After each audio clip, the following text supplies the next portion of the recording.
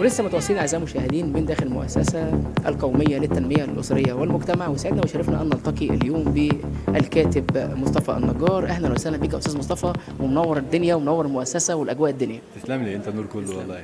تسلم. احكي لنا النهارده ايه اللي لفت انتباهك في تلك هذا الصرح العظيم والاجواء الجميله، يعني من كوكبه من المؤلفين والشعراء، ويمكن النهارده يمكن نقطه وصول تجمع افكار جميله وعظيمه، وخصوصا النهارده تسليط الضوء على ذوي الاحتياجات الخاصه النهارده والمواهب اللي احنا سمعناها وشفناها من الانشاد الديني والفن والكلام ده. كلمنا عن الحاجات دي.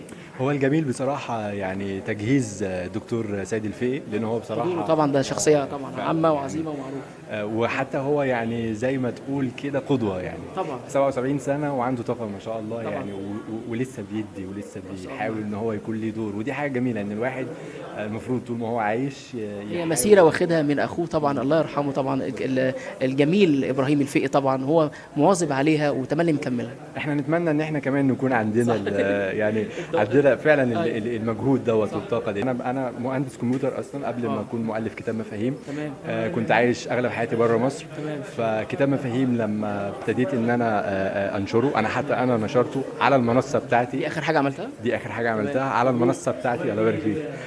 مبروك على التكريم النهارده. صحيح. يعني انا برضو اتفاجئت حتى ان انا ليا كلمه جوه طبعا ده شرف عظيم طبعا. شرف عظيم بالظبط. والناس تتعرف عليك اكتر. ده حقيقي فعلا. كلمنا استاذ مصطفى النهارده يمكن بقى عن نقطه التواصل بين ذوي الاحتياجات الخاصه النهارده، يمكن لفته طيبه منهم. كلمنا عن الحاجات دي. 7 مليون شخص ذوي احتياجات خاصه، فدي دوله في حد ذاتها. فطبعا يعني حتى مقسمين على جلسات كتر العدد الكبير. ما هو يعني انت متخيل 7 مليون ده في دول اساسا هي عباره عن 7 مليون دوله بحالها 7 مليون. ف7 مليون ده عدد كبير. احنا المفروض نوصل لمرحله ان احنا نتعلم احنا نتعلم لغه الاشاره بالنسبه للصم. احنا اللي نتعلم لغه الاشاره كلغه ثالثه بعد العربي والانجليش، كلغه ثالثه ان احنا نتعامل معاهم، مش لسه احنا هنعلمهم. ايه رايك في المواهب فيهم النهارده؟ لا المواهب بصراحه العود. انا بعشق الطفل اللي هو كان حس حلو جميل جدا لا لطيف. والبنت جميله الانشاد الديني. والبنت انا كتابي كله بيتكلم عن مفاهيم المعاملات وحل المشكلات. اساس المشكلات مش المشكله، يعني المشاكلنا احنا عارفينها.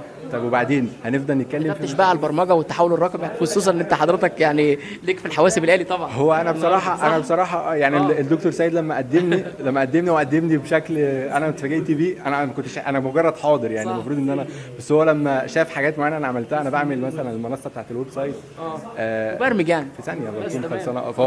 فهو بصراحه يعني الراجل بتاع اكواد يا راجل. صح.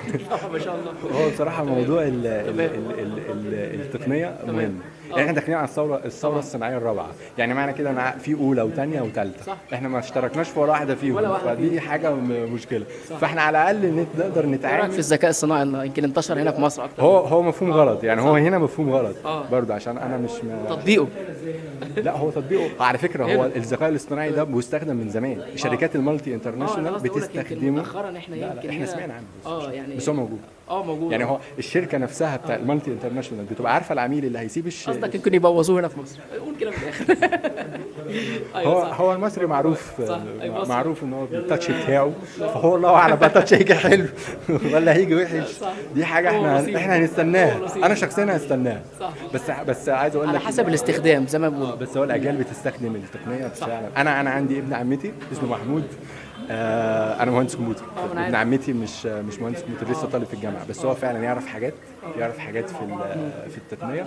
انا فعلا بتعلم منه. الاجيال دي كلنا بنعلم بعض. الاجيال دي بتيجي استاذ مصطفى طبعا، وبالتوفيق وبالنجاح العظيم النهارده. شرف لنا حضورك النهارده في المؤسسه، وان شاء الله من تكريم لتكريم ولقاءات لقاءات، ونشوفك المره الجايه احسن. وشرف ليا وقابلتك. تسلم يا فندم. اللي فات ده كله انا بمجرد ان انا قابلتك. شكرا ليك يا فندم. شكرا ليك يا استاذ مصطفى. شكرا يا فندم.